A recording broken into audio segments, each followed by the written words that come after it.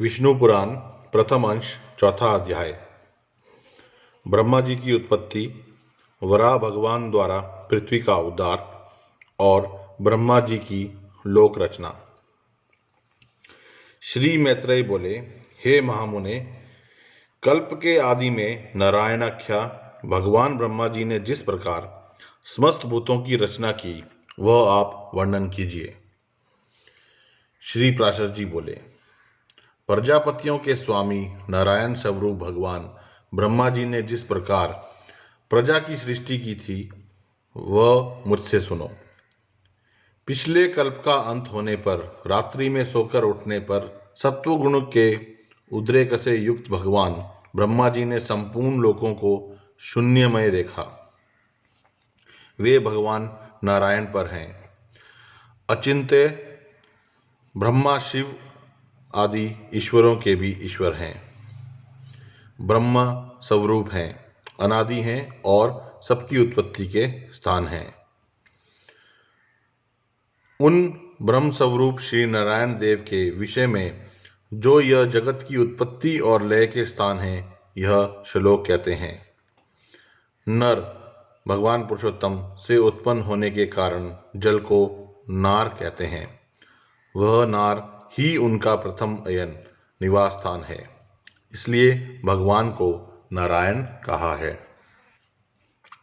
संपूर्ण जगत जलमय हो रहा था, इसलिए प्रजापति ब्रह्मा जी ने अनुमान से पृथ्वी को जल के भीतर जान उसे बाहर निकालने की इच्छा से एक दूसरा शरीर धारण किया।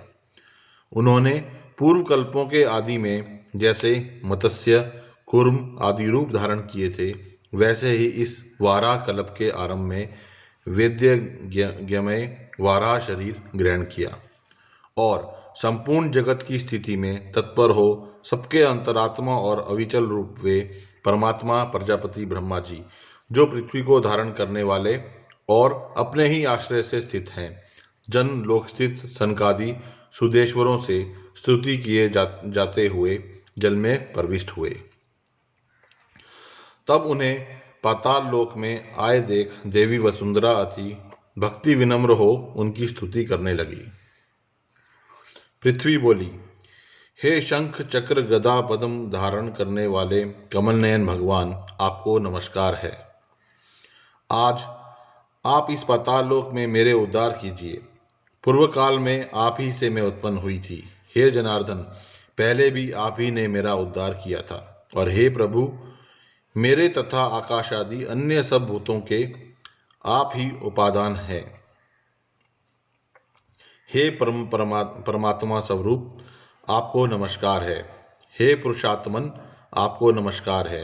हे प्रधान और व्यक्त रूप, आपको नमस्कार है। हे काल स्वरूप, आपको बारंबार नमस्कार है। हे प्रभु, जगत की सृष्टि आदि के लिए ब्रह्मा, विष्णु और रुद्र रूप धारण करने वाले आप ही संपूर्ण भूतों की उत्पत्ति, पालन और नाश करने वाले हैं। और जगत के एकांत स्वरूप हो जाने पर हे गोविंद, सबको भक्षण कर अंत में आप ही मनीष जनों द्वारा चिंतित होते हुए जल में शयन करते हैं।